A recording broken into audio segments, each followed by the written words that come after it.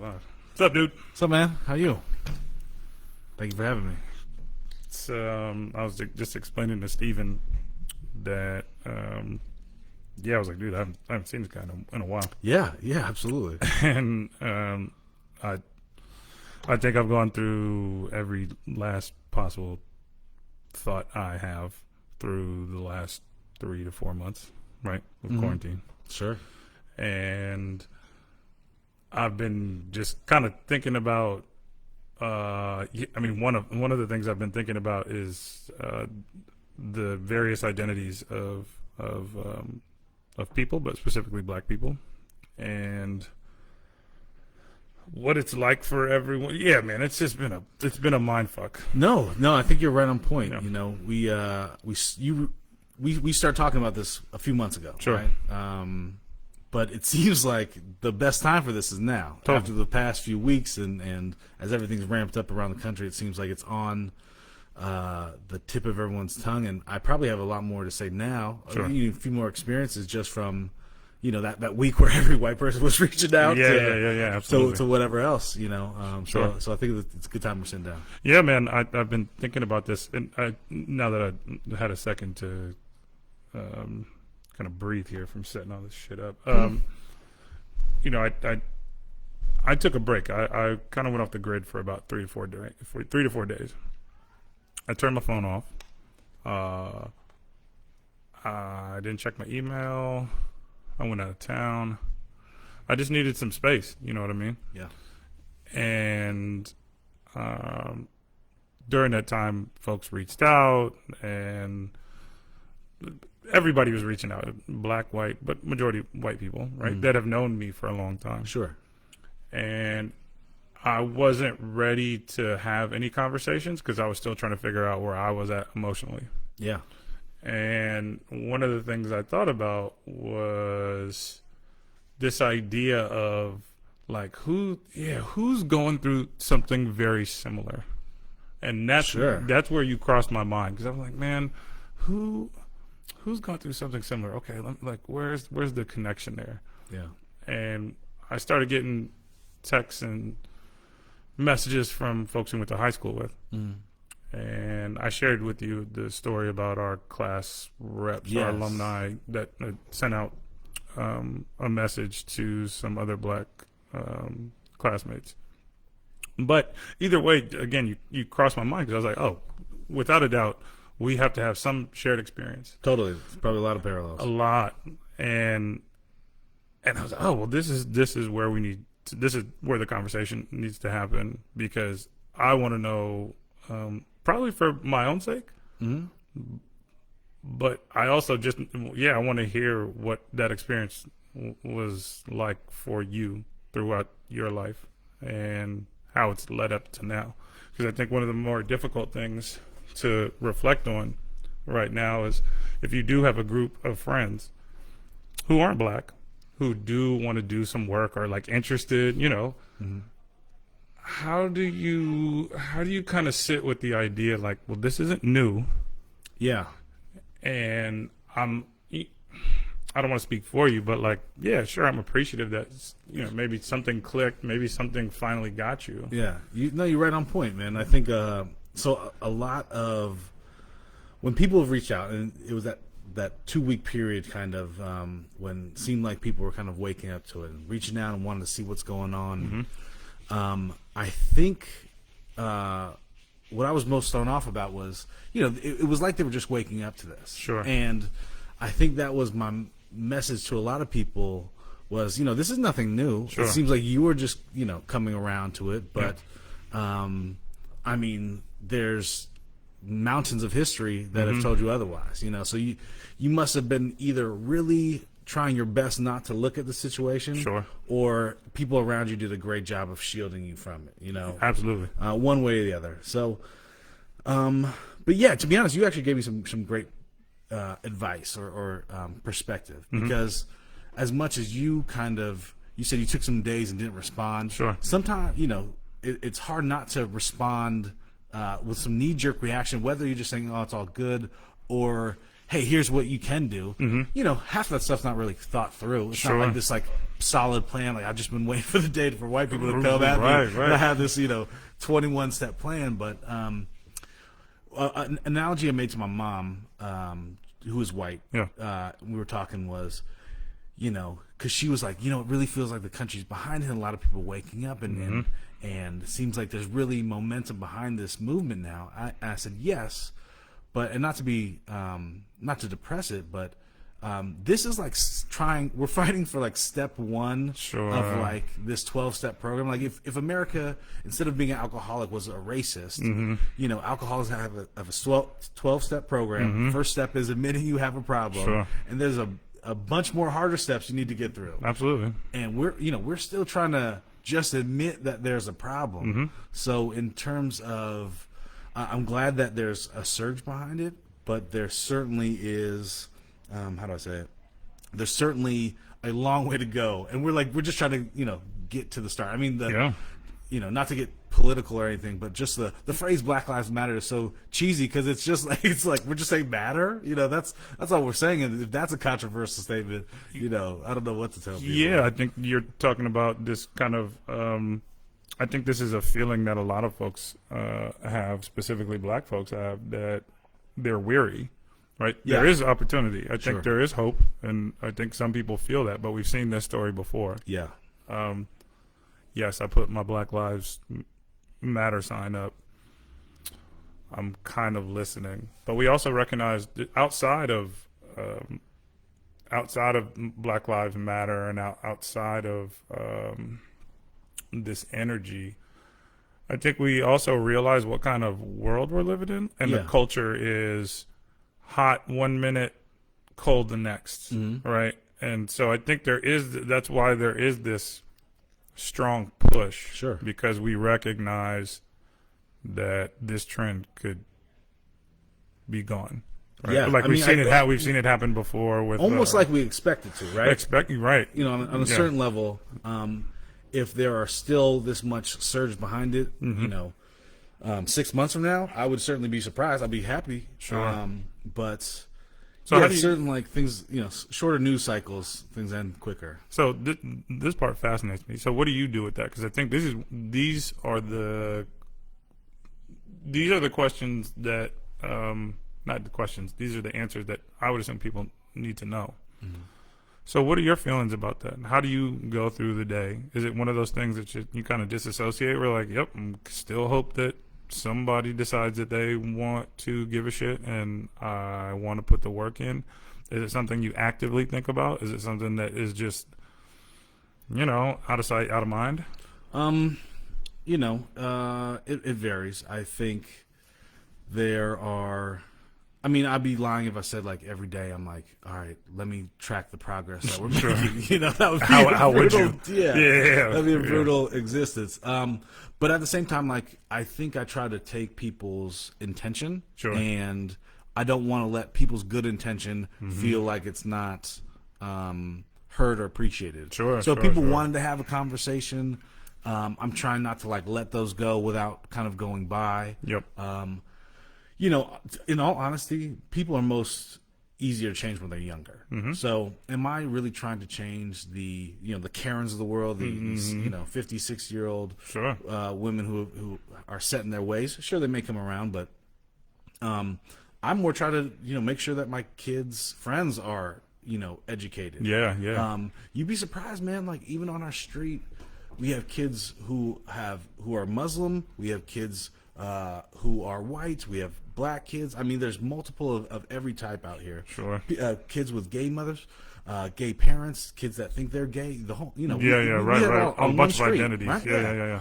But you'd be surprised how many like kind of ignorant comments get thrown out, and you don't know if they're coming from parents or school or whatnot, and over a ton of issues. So I think it's smart, or I do my best to expose kids to information they may not get in school, or explain to them things that they may not understand. A lot of times there's, you know, we live in a society where everyone reads the headline of the article. No one's even reading the article anymore. I think they're pros. Is that me? I don't know. Oh, I think it's actually my computer. No worries. Sorry. But yeah, I mean, to be honest, just trying to. I think those are the most. That's where the most impact goes. I think if kids are raised around other kids of color, black kids, no black parents, no black families, it's very hard to like grow up and be like, kind of turn like into a racist, right? I think it's more dangerous when you have this like insulated communities.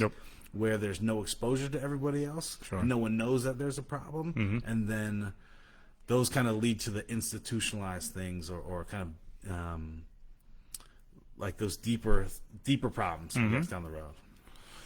Yeah, so you bring up something I talked about with Zeke, I was telling you about earlier. On a previous podcast.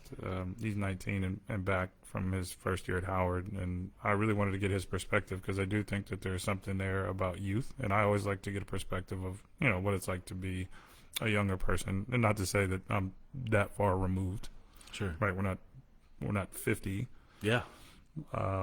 I'd like to think we're kind of like in a sweet spot, like a sweet spot where we're not that far gone, but we can somewhat relate. It's like we're young enough to remember and kind of know what's going on, but like we old enough to have our shit together a little bit, so we're not just screaming off every which way. Exactly. So I was talking to him about this idea because fundamentally I think that change happens in youth. Right, like there's more impact that can, and I think it's clear as day. I mean, we had the protest here at Mission Dolores High School that was led by a high school student. Yeah, right, and organized by a high school student, and that's promising to me. If there's anywhere where I can look and feel confident that there is going to be some change, is looking at our previous generations after us.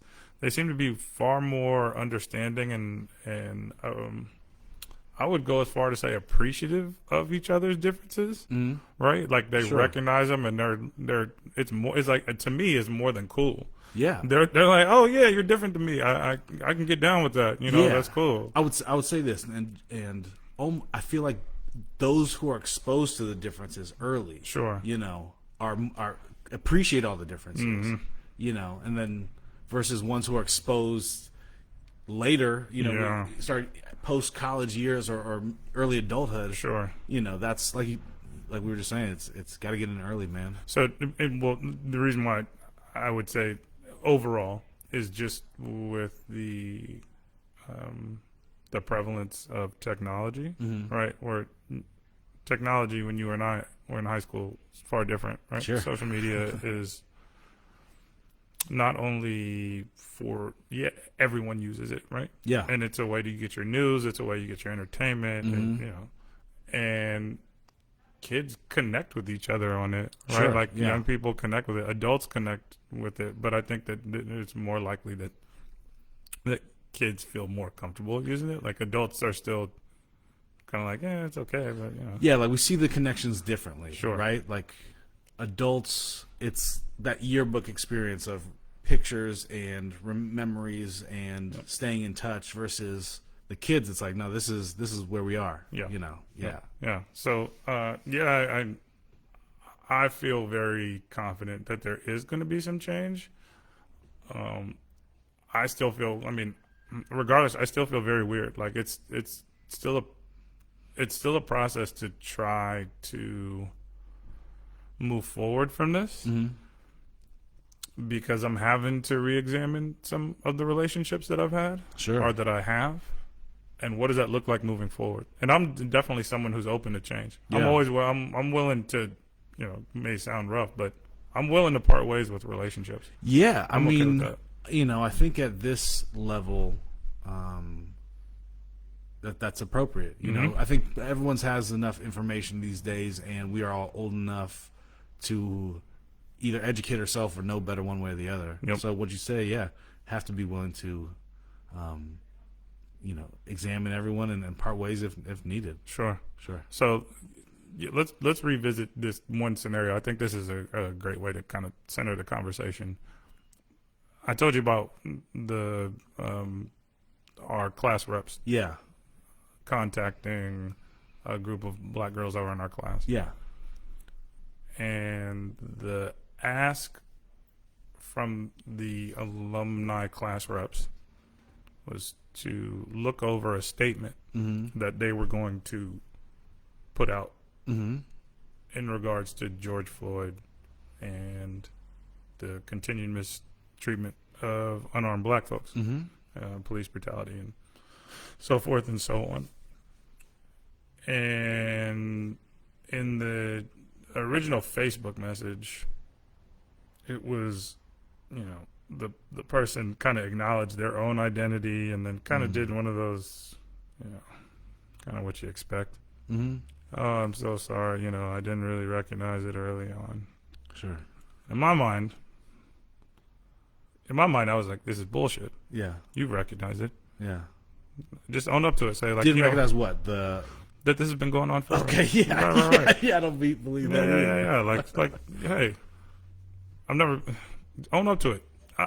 I have not paid attention. Just say it. Like, you know what? I have not taken the time to pay attention, and I'm ready to do that now. Yeah. But don't play the politically correct game. Sure.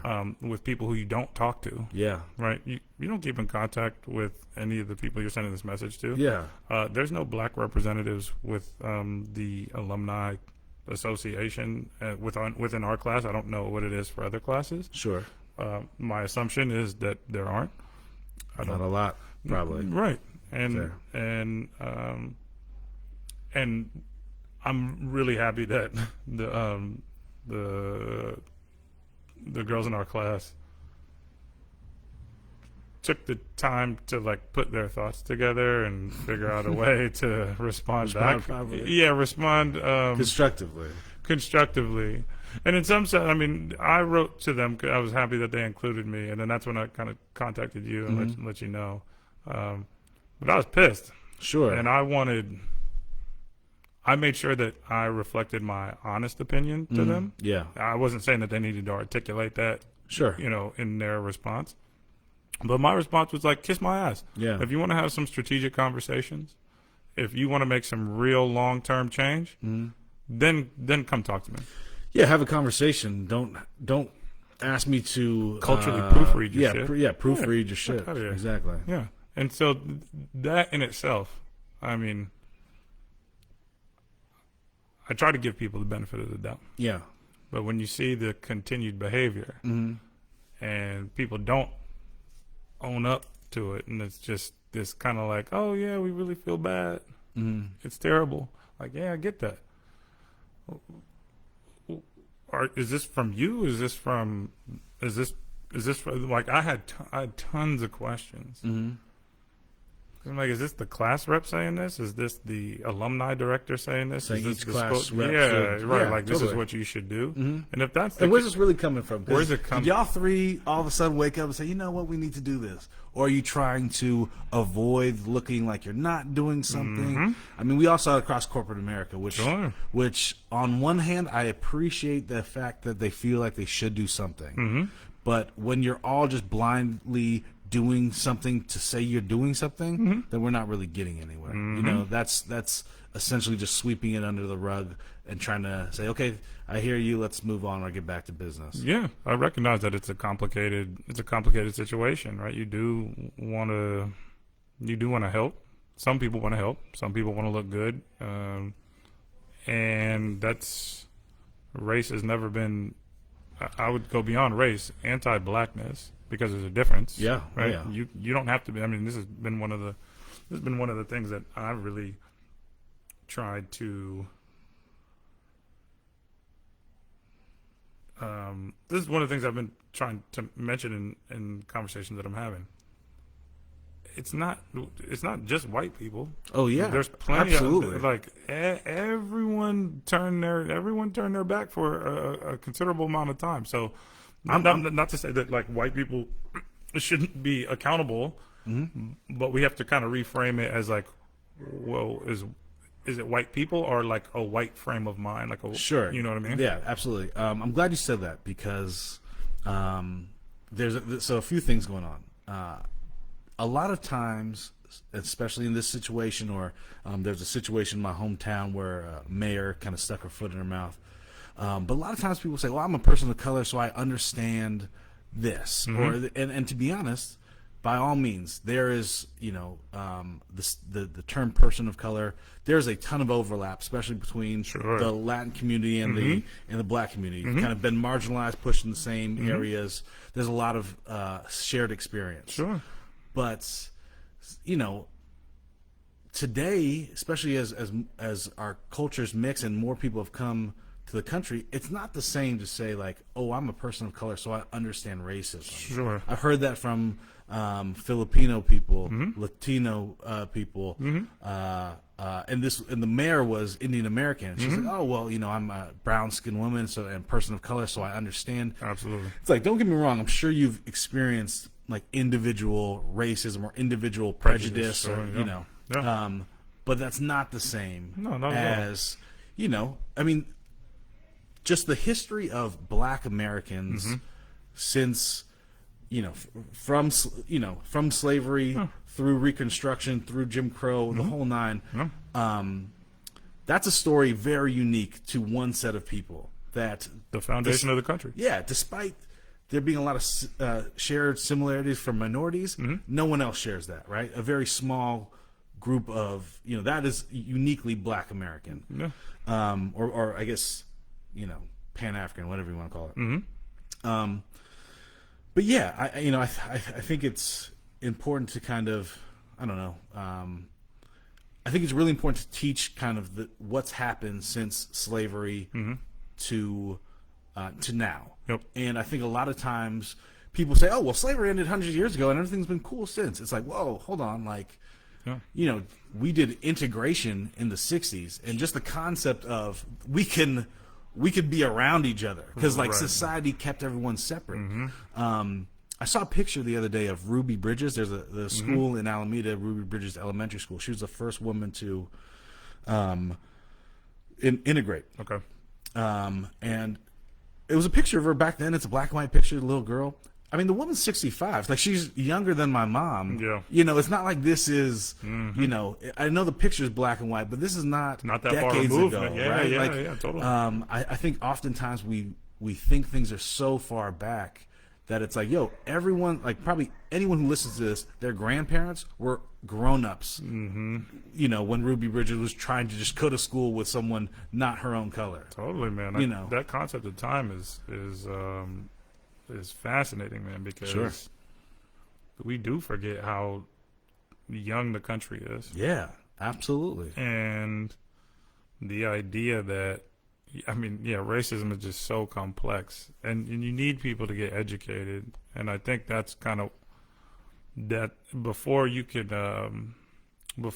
really start to explore racism, it does require you to like kind of dive in. Yeah. You know what I mean? And maybe put some of your preconceived notions, or maybe what you thought you knew. Yeah.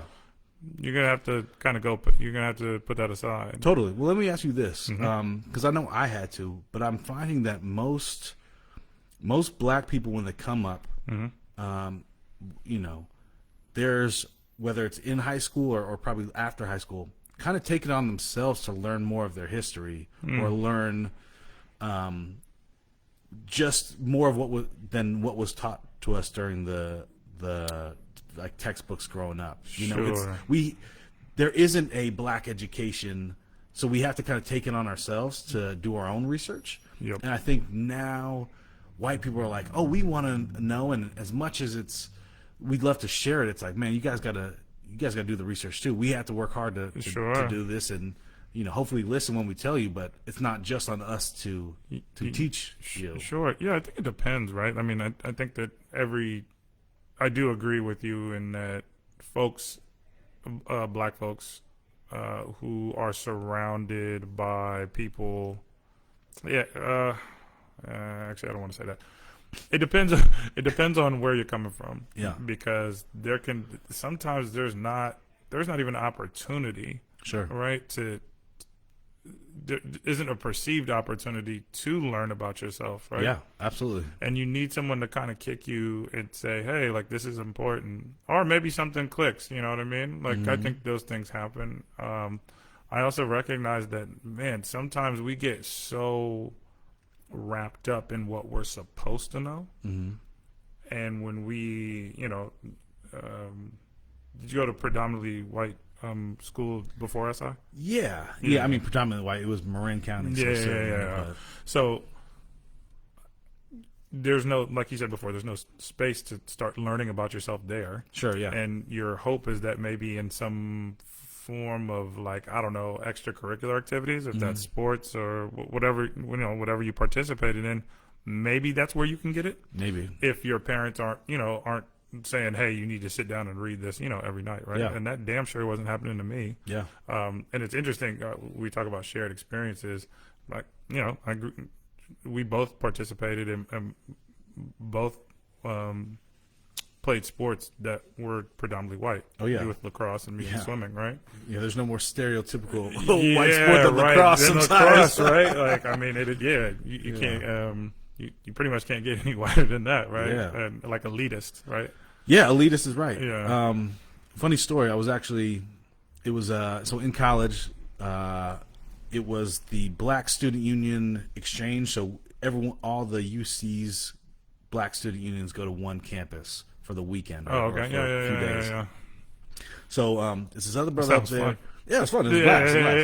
This other brother up there, we're all at Davis, I think, and I think it was a Kappa too. Okay. Cool dude, but he's kind of the guy running stuff, and he was said a joke like, "Yo, I'm the lacrosse, captain and captain of the diving team," like kind of just joking around. Yeah. I'm like, "Yo, man, like I'm actually the lacrosse captain," like So it's man, it's certainly not perceived to have a lot of black sports in general, and so. Yeah. Well, and so that's what I was saying. I was like, man, if you're searching for an identity, and I think identity plays a major role, something's got to click, and I would say not something. Someone has got to be there. Yeah. To help you, certainly, like, educate yourself. Certainly. And how we get to that place, it differs, but how it relates to folks who are trying to educate themselves. I mean, I'm not sure what it's. I'm not sure what's going to take. This is where I have more uncertainty, and uncertainty's okay. I'm all right with that, but I'm not sure. I don't know how confident. Like, I know how hard it is to try to pick up something new. Sure. Yeah. I know how hard that is. Like, regardless of race, you know what I mean? Like, Yeah. dude, I started DJing 3 years ago. Luckily, I liked that. Yeah. Right. So I was like, That's oh, okay. fantastic. I was like, yeah, I can do this for Yeah. sure.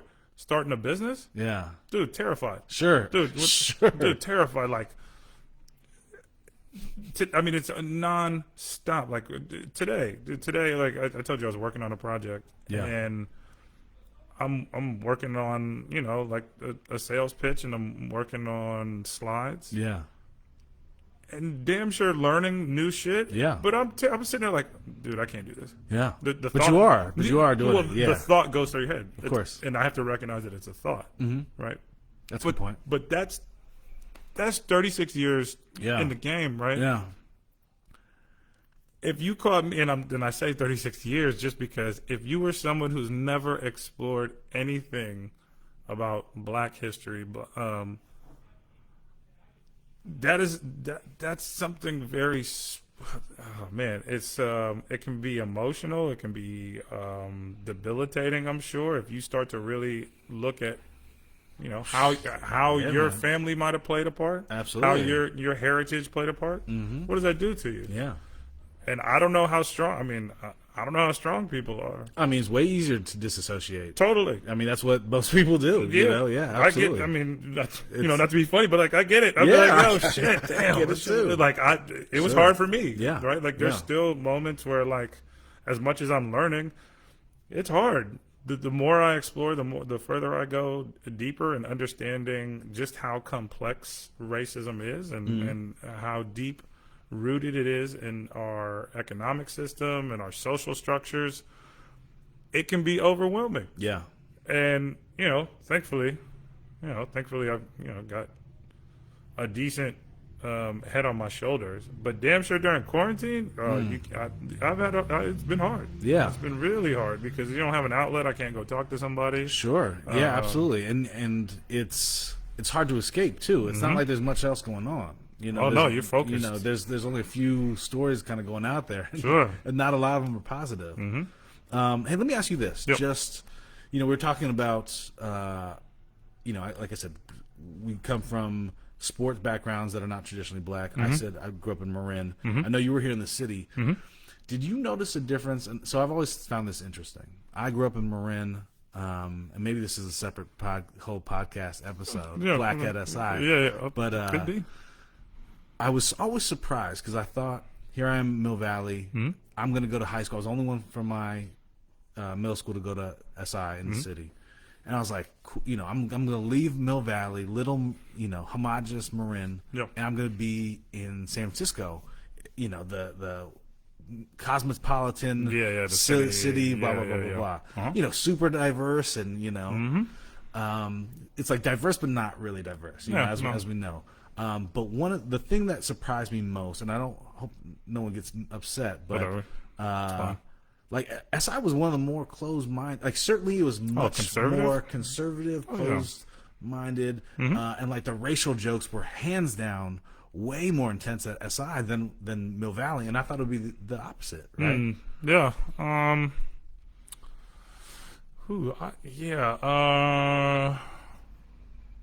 So coming from, I mean, I went to like a small private school before I went to SI, right? And one of the more fascinating things, and I think you got something here where there needs to be a whole podcast specifically on our experiences at at our high school. I was more, it's actually, I feel the exact same way. So the elementary school I went to was predominantly Jewish. Yeah, sure.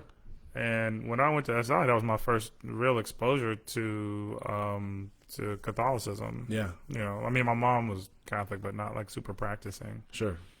But on like a larger scale, that was my first real exposure. But the first kind of, you know, I guess you can call it hate speech, was against Catholic folks talking shit about Jewish people. Yeah, absolutely.